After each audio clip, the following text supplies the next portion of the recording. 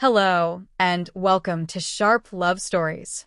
Here we share powerful stories of love and the emotional journeys that lead to healing. Don't forget to subscribe and hit the bell icon so you never miss an update. Let's explore the beauty and strength of human emotions together.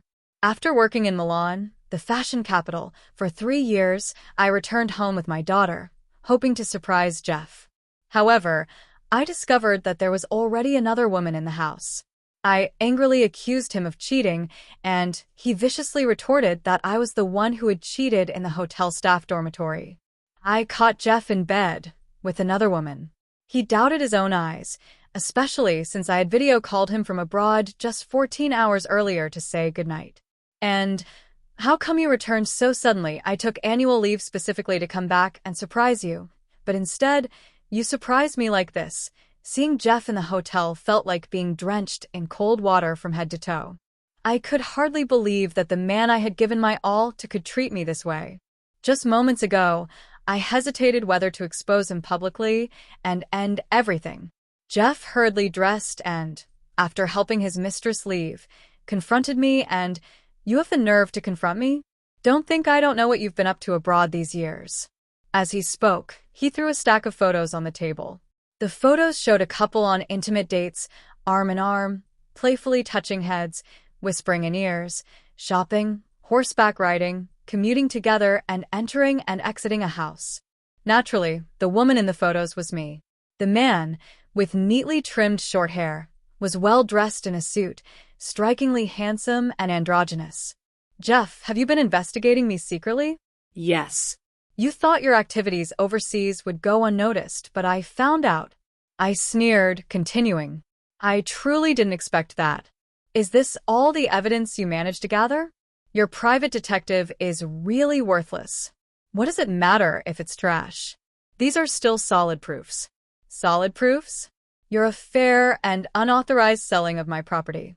That's what I call solid evidence. I was protecting my assets." "Your assets?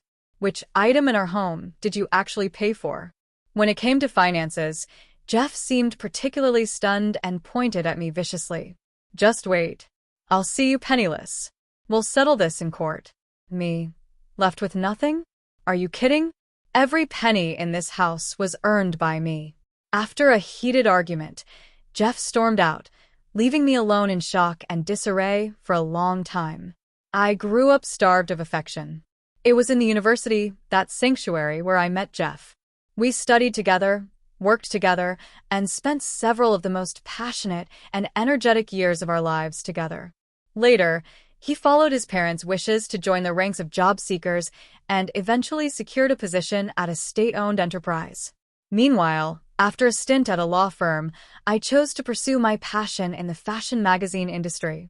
Since falling in love, I had devoted myself wholeheartedly to Jeff. After marriage, I did my utmost to be good to his family.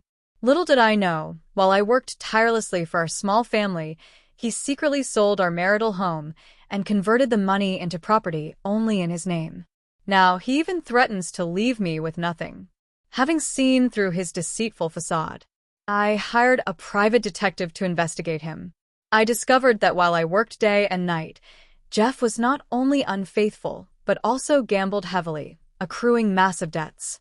Surprisingly, before I could sue him, I was the one who received a summons from the court. Jeff's skin is thicker than a city wall. It seems he was convinced of my infidelity, which is why he was so confident. It was time to return to the law office. I went to the best law firm in River City and found Barry, my senior brother and old partner. "And, long time no see, you're back in the country." Yes. "Lawyer Chen, how have you been in recent years?" I hardly dare claim the title of senior lawyer. If you hadn't left the firm, I wouldn't be the chief lawyer. I just got lucky with a few cases back then, unlike you, the consistently solid and truly deserving gold medal lawyer." "Haha, you still know how to make someone feel good." So, what brings you to me this time? "Jeff has filed for divorce, and I want you to be my defense attorney." "You just got back to the country and you're already getting divorced? That's quick, no choice." Jeff's heart changed long ago. He cheated and even sold off our home assets in secret, that good-for-nothing freeloader. "No worries, leave it to me. I'll make sure to crush that scoundrel for you, alright? Thank you in advance, senior brother, no problem. And first, tell me all the details, okay? Here's my plan. We'll wait for this court session, and once the judge makes a ruling, I'll file for divorce and make sure he leaves with nothing. That means I'll be fighting two cases for you. One as your defense attorney, and one as your representative. Is that okay? This minor case might seem a bit beneath your abilities. Of course, I'm more than happy to have the opportunity to help you. I studied law at a top university in China, consistently excelled academically, and interned at Parker Law Firm after graduating. My parents died early, so I was fostered by my aunt, who took me in for the substantial inheritance and support funds left by my parents. Initially, she feigned concern for me because of the money, but as her conscience numbed, I became the scapegoat for her family. In my aunt's house, I endured endless reproach and mistreatment. Anyone unhappy took it out on me with kicks and curses. My uncle and cousin inflicted 7 years of psychological abuse, claiming I brought bad luck, was unwanted, and jinxed anyone who interacted with me as a child. I blamed myself for everything. I wondered if my parents would still be alive if not for me, or if my aunt's family would have had a better life without me. Thus, I grew up introverted and reluctant to socialize. Later, it was Jeff's continuous encouragement that helped me overcome my childhood traumas. After starting my career, the first thing I did was sue my aunt's family to reclaim my rightful inheritance due to the significant amount involved in misappropriating others' property. Coupled with the prolonged psychological harm and abuse, I personally saw to it that my uncle was jailed for 5 years, my aunt and cousin. Having lived off my parents' legacy without working, fell into poverty and destitution after my uncle was imprisoned, unable to sustain themselves. After winning the lawsuit, the inheritance left by my parents had been nearly squandered by my aunt, barely enough for me to buy a 3-bedroom apartment in River City. When I married Jeff, considering his family's situation, I not only forgave the dowry but also paid in full for our house and even bought Jeff a car.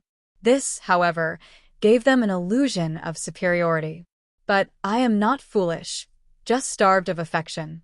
Should Jeff ever harm me, I would take back everything I had given him. The day of the trial arrived in a blink. I got up early, applied light makeup, dressed in a smart, form-fitting shirt and pencil skirt, and styled my daughter's hair into 2 pretty braids. Just as I entered the courthouse, I ran into Jeff. He had brought a large group of relatives, friends, and colleagues to intimidate me with their presence. Angela, my mother-in-law, walked ahead, fuming. Seeing me alone with my daughter, she couldn't resist taunting and look at you. I told you to quit your job and stay home as a good wife and mother to bear a grandson for the Sue family. Everything at home is my son's doing. You wouldn't listen and had to go abroad. Well, now Jeff doesn't want you, does he? Your son can barely support himself. You expect me to stay home and bear him a son? What? Should we all starve? Angela seemed taken aback that I, usually so mild-tempered, would rebuke her in front of all these relatives. She exploded. How dare you speak to me like that? I was only trying to advise you. And you talk back? You're an ungrateful wretch. I may not have a mother, but you do. Touch your conscience. Every bit of clothing and food in this house in recent years has come from me. If I were you, I'd keep my tail tucked between my legs instead of spouting such nonsense. The good days are over. You better start looking for a job cleaning toilets so you can make ends meet without having to eat dirt one day. Seeing my firm stance, Angela raised her hand to strike me. I grabbed her hand swiftly. What are you doing? This is a courthouse, not a place for your tantrums, you wretch. Today my Jeff will make sure you leave with nothing. We'll see about that. Seeing me mistreated, my daughter couldn't help but cry softly. Mommy, why is Grandma scolding us? I had to squat down to console her. It's okay, Alina. Don't be scared. Mommy will protect you. Can we not have this daddy and grandma anymore? Alina doesn't like them. I just need my mommy. All right, we won't have them anymore. From now on, mommy will be with you. No more crying, okay? In court, Jeff put on a victim's facade. His lawyer, Wang Zhong, listed accusations against me such as infidelity, abandoning the family to move to Milan, and failing to fulfill my duties as a wife. He also lamented how his client had been living alone, unable to see his daughter, with no one to care for the home, almost as if he were a bachelor, all while silently enduring for the sake of the family. He convincingly claimed that the wife was living lavishly abroad with another man, speaking tearfully, as if wronged. This made the uninformed audience think I was a shameless woman. Even the judge was visibly angered. Jeff smirked triumphantly, provokingly staring at me, but his smugness was short-lived. My defense attorney, Barry, spoke clearly in rebuttal to prove that the plaintiff's statements are utterly false. Let us have our witness testify. Barry glanced at Audrey and her boyfriend in the witness area, then continued.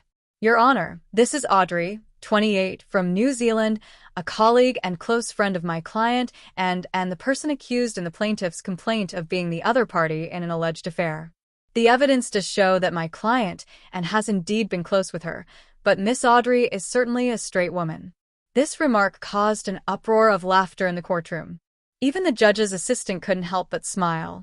In all my years in court, this is the first time I've seen a husband accuse his wife of cheating with another woman. As the crowd became noisy, the judge slammed the gavel and demanded the silence. The judge then questioned the witness. Miss Audrey, what is your relationship with Miss? And we're just good partners and friends. Audrey responded fluently in Chinese and, who is this gentleman with you? This is my Chinese boyfriend. Chin chin. Very well. Could the judge's assistant please verify that Miss Audrey is indeed a woman? Okay. Please have the judge's assistant verify whether Miss Audrey is indeed a woman. 5 minutes later, Audrey returned. According to the judge's assistant, Audrey is neither a man nor transgender. She is genuinely and unequivocally a woman with a conventional sexual orientation. Isn't that so? Initially, our magazine was founded to showcase the beauty of various types and races, and Audrey represents the best of androgynous style. That is why she was uniquely selected among many models. Moreover, Audrey has a Chinese boyfriend and is herself very fond of China. Hence, our collaboration has been so enduring and stable to better communicate with her Chinese boyfriend. Audrey deliberately learned Chinese for 6 months and continuously studied Chinese culture, etiquette, and lifestyle with me. Therefore, we indeed spend a lot of time together and have gradually become close friends who can talk about anything. Unexpectedly, this became a reason for Jeff to attack me. With the best evidence invalidated, Jeff's lawyer was thrown off balance. Unable to utter a single word for a long while, Barry continued, as for the second accusation, it is entirely baseless. Imagine a woman striving alone in a foreign land with her child, only to face her husband's misunderstanding. How heartbroken and distressed she must feel. Now I would like to invite my client to defend herself. Your Honor, I am the defendant, and today I would like to speak in my defense. I have been married to Mr. Jeff for 4 years after our marriage. I have devoted myself to planning for our small household, Mr. Jeff's family is not wealthy, so I used my parents' inheritance to buy our marital home and even purchased a car for him. I have been an orphan since childhood, and meeting Mr. Jeff, I once thought I had finally found a safe harbor. Unexpectedly, after marriage, my mother-in-law has continually looked down on me, saying I am not worthy of her son who works in a state-owned enterprise. Honestly, Mr. Jeff's monthly salary does not exceed $6,000, not even enough for our daily expenses, while my annual salary for years ago was over $1 million after marrying Mr. Jeff. His parents have not earned a single penny for our household, favor sons over daughters, and despise me for only having a daughter, preferring to play cards daily rather than offering me any help. After 6 months of maternity leave, I returned to work, and my daughter has been in daycare ever since. 3 years ago, my company aimed to expand into the international market and intended to send me abroad with an offer of an annual salary of $3 million, provided I stay there for 5 years.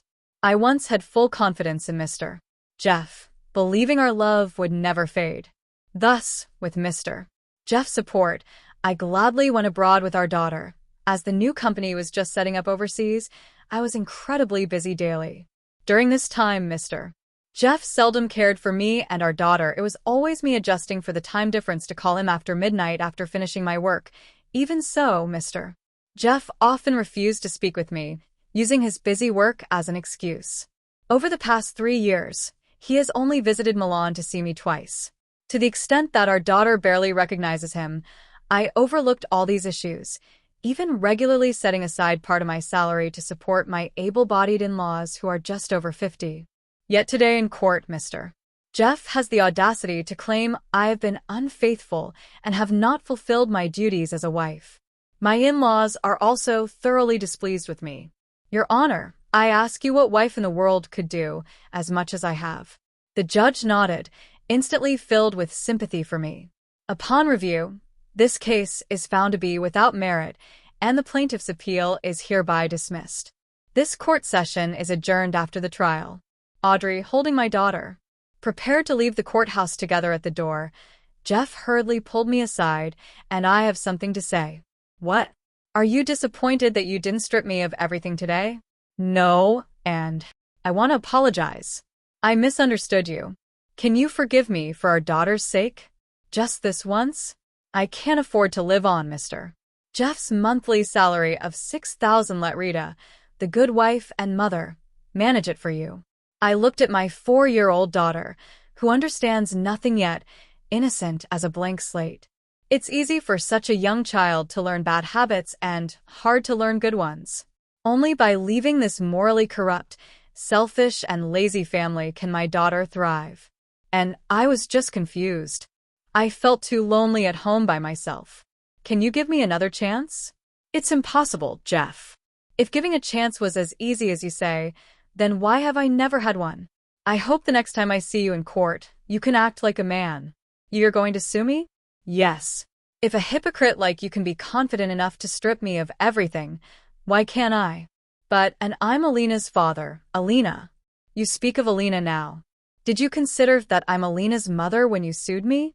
Besides, Alina doesn't need a father like you. Indeed, Jeff would have nothing after divorcing me. Seeing his privileged life about to crumble, he naturally became anxious and finally lowered himself to plead with me. But Jeff, when you were supporting your mistress with my money, did you ever think this day would come? Ignore him, and let's go. Let's go. Audrey, thank you for coming all the way from Milan just for this. It's nothing. I wanted to visit China with Chin Chin anyway. Let's go. I'll take you and Alina back to the hotel. And are you going back to Jeff's mistress's hotel? Aren't you afraid she might attack you? What do I have to be afraid of? Shouldn't they be the ones afraid? Han, you're still so brave. Thank you. Thank you. Besides, I have important matters to attend to at the hotel. What important matters? Are you going to confront the mistress? You guess right. I'll come with you to give you courage. Okay? Audrey took my hand, and we got into Chinchin's car. After arriving at the hotel, I pretended to be dissatisfied with the service and asked the staff to call the manager. Then I presented evidence of Rita being a mistress, which tarnished the hotel's reputation right in front of him. This included videos of them in bed, explicit chat records, and screenshots of Jeff buying Rita jewelry and makeup, all painstakingly collected by me. After seeing this, the manager was dumbfounded and immediately called Rita to berate her and told her to leave the hotel. Rita cried pitifully and called Jeff for comfort, saying, "Honey, I've lost my job unexpectedly." Jeff was frantically pacing and he impatiently brushed her off, but Rita was relentless. "Honey, it's all N's fault.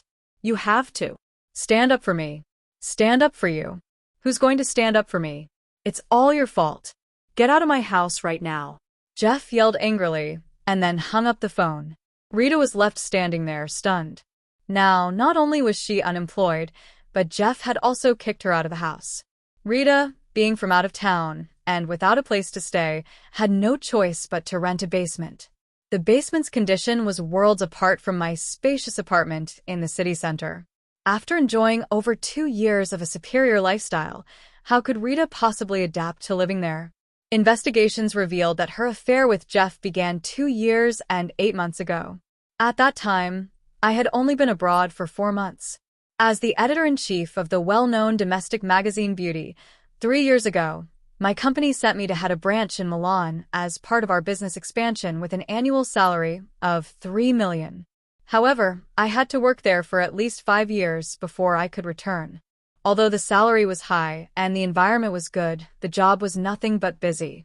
Moreover, there were hardly any vacations, but due to my passion for this job and the considerable income, I still went.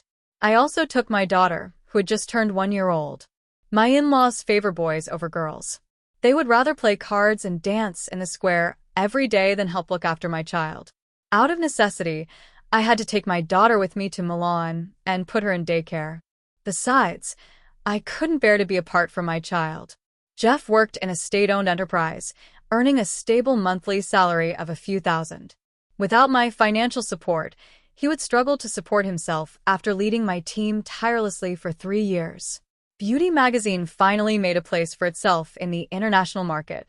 I took a month's annual leave from the company, excitedly boarded the plane with my daughter, hoping to surprise Jeff.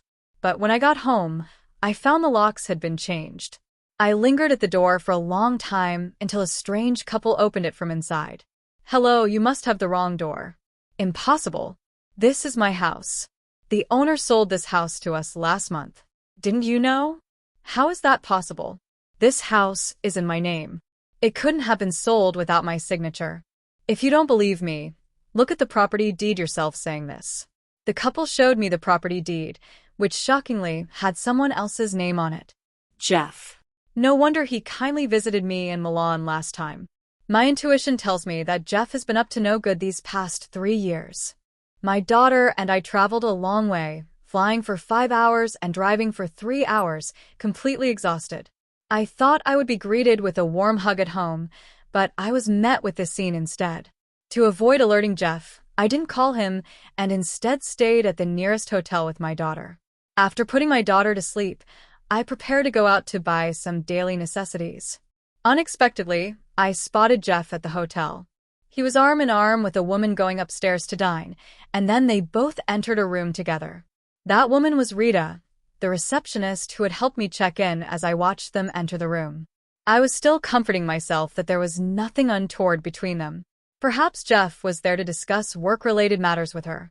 Until I pushed open the unlocked door and saw them together. Can this couple not wait?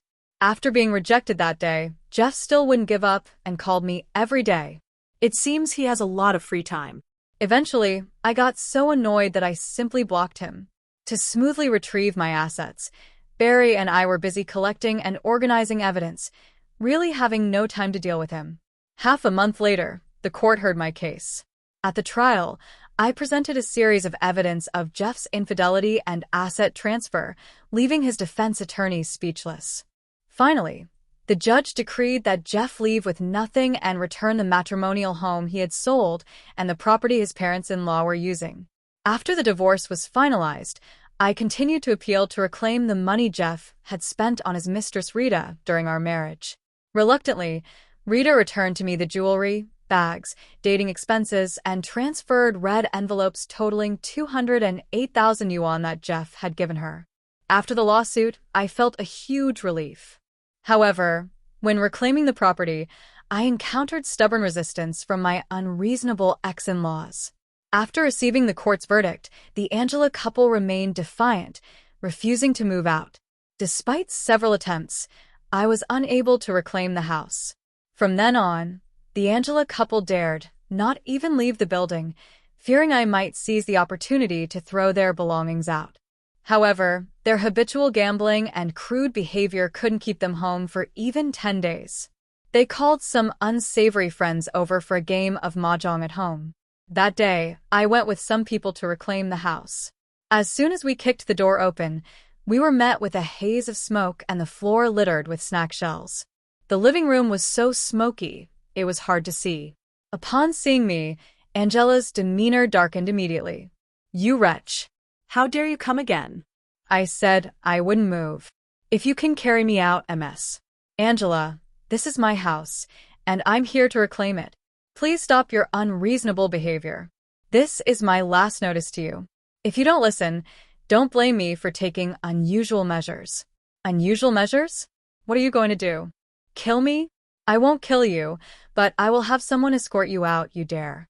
Her ex-father-in-law stood up threateningly, slamming down his mahjong tiles. This house is ours. No one can make us move. Even the guy playing cards next to him couldn't stand it anymore and started to persuade him. Oldly, the court has already ruled you can't stay here anymore. They'll enforce it. What enforcement? I simply won't move. What can they do to me?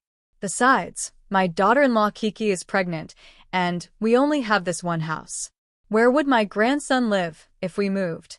Seeing that reasoning was futile, I had no choice but to apply to the court for enforcement.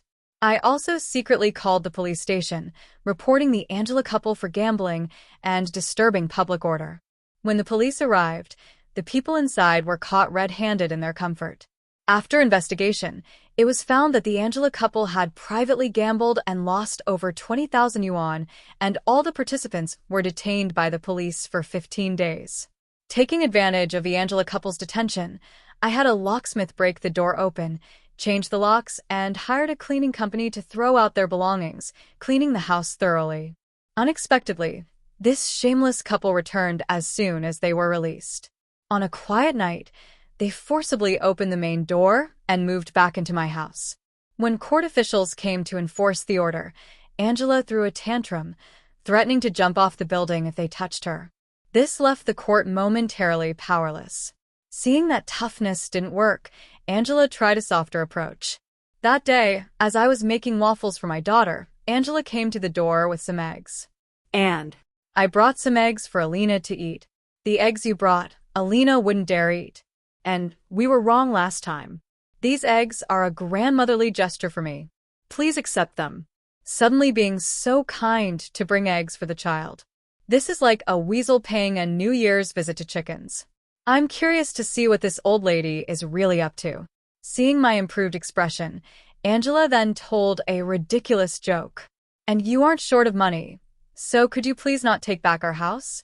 Your dad and I have lived there for so many years, we've grown emotionally attached to it. You've been our daughter-in-law for so many years. Why not give the house to us as a gesture of filial piety? How about it? Indeed, a dog can't spit out ivory. Your house. You think just because you live in it, it becomes yours? That house is clearly my premarital property, including the one Jeff sold. And you dare talk to me about filial piety? I've already divorced Jeff, and you're still dreaming? Even though you're divorced, you still have a child together. You're still a family, right? A family. I don't have such luck. Being a family with you, who knows how one might end up dead? A basket of eggs in exchange for a house worth millions? What a fantasy. I cracked one of the eggs and instantly, a foul smell wafted out. The yolk was black and teeming with maggots. Who knows from which garbage pile Angela picked these up? Is this what you feed your granddaughter? Even a stepmother wouldn't be as malicious as you. Angela seemed not to expect that I would expose her on the spot and left embarrassedly with the eggs. Seeing that Angela wouldn't budge, I had no choice but to start from Jeff's side. I approached their leadership and reported Jeff's infidelities, gambling habits, and his post-divorce indulgence of his parents squatting on my property, all disgraceful to the company's good image. After I left, their leadership spoke with him.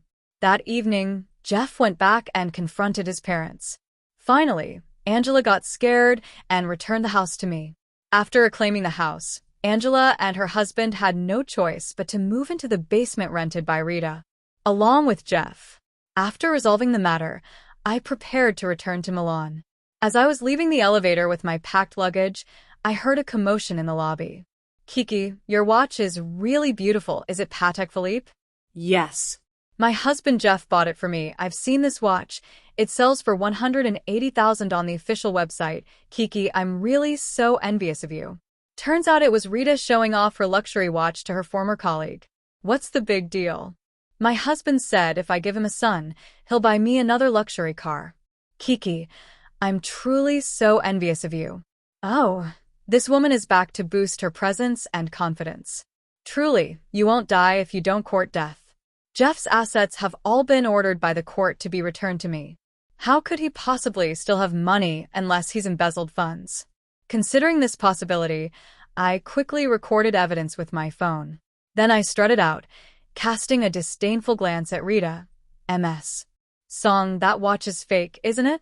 What nonsense are you talking? Open your eyes wide and see. This is a genuine Patek Philippe. Indeed.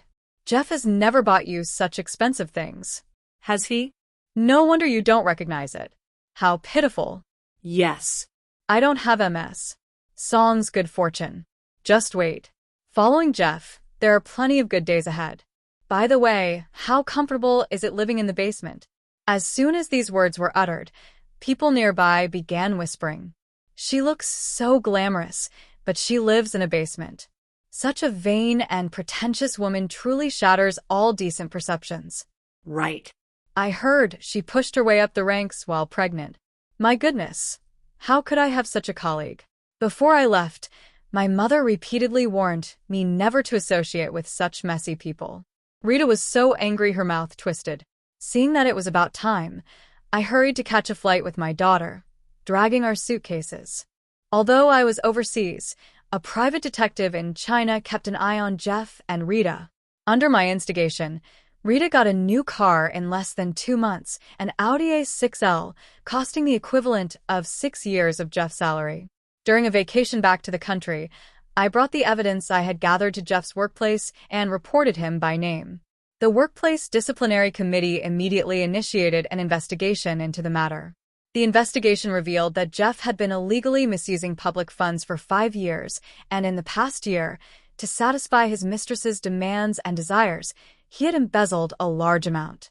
He exploited his position to initially transfer tens of thousands from the company's account to his personal account for personal expenses. Seeing that his actions went unnoticed, Jeff grew increasingly bold. He first used the excuse of system maintenance to misappropriate over 1 million yuan from colleagues' salaries and subsidies on 33 occasions. In the past year, he forged project and payroll data 43 times, reusing data for already paid projects and salaries to embezzle over 9 million yuan from the company with money. Jeff found online gambling unexciting and traveled several times to Hong Kong and Macau for gambling and shopping, returning with empty pockets each time. Ultimately, Jeff was dismissed from his job, and his suspected illegal activities were forwarded to the prosecutor for review and prosecution. He now faces a long prison sentence. The son she once took pride in became a prisoner, causing Angela immense pain and her hair to turn white overnight. On the day Jeff's case was judged, Rita's child was born, a boy long awaited by Jeff's family. But what good is that? Growing up in such a family with inadequate guidance and education, the child is likely to turn out like Jeff. To support their eldest grandson, Angela and her husband took up collecting waste and cleaning toilets. It's said that Rita is very dissatisfied and won't even let them live in the basement anymore. On the eve of going abroad, I visited the girl I had been sponsoring. In the vibrant university campus, she freely expended her youth and sweat on the sports field, striving for a brilliant life of her own. Her name is Xia Shouting, with a background similar to mine. She also endured long-term manipulation by those around her. Like me, she was once timid and meek, thinking she was to blame for all the misfortunes in the world. Despite enduring much suffering, she remained as resilient as a weed. I met her 7 years ago, just after I had won a case for a client, and saw her at the courthouse entrance. She was dirty and disheveled, hiding in a corner, trembling, her eyes full of panic and tears. Cold relatives around her pushed and pulled, unwilling to take in the young girl of about 10. Her uncle passed her to her aunt, who passed her to her great-uncle until finally, her elderly and sick grandmother took her home, despite her frailty. That year, even her caring grandmother died, and without any other option, her uncle went to court to try to return her to the uncle who had seized her parents' inheritance. But after the court's decision, her uncle still refused to acknowledge it, and several adults started arguing at the courthouse entrance. They even directed their anger at her, saying, "You cursed creature, you killed your parents, and now you burden me with your presence. You didn't say that when you took the money, now you push her onto me. No way. I don't need this burden." I couldn't bear to listen anymore. So I scolded that group of relatives and then took her home. After bathing her, drying her hair, and dressing her in clean clothes, she looked neat and endearingly sweet. She timidly asked me, "Sister, why do they all despise me? Even my parents didn't want me." I gently stroked her back and told her, "Your parents didn't abandon you. They have gone to heaven and can't return. From now on, we must rely on ourselves." She nodded, not fully understanding. Afterwards, I sponsored her education at a boarding school and visited her regularly. Gradually, her teachers noted her improving condition, her growing willingness to interact with classmates, and her participation in class. As she grew, in addition to paying her tuition and monthly expenses on time, I began writing her letters, sharing my stories and experiences. She was greatly inspired and set a small goal for herself. This year, she fulfilled her wish and was admitted to the same school I attended, becoming my junior. She called me and said, "The world is so big and wonderful. Sister, thank you for saving me back then." I also told her, "Never let anyone hurt you.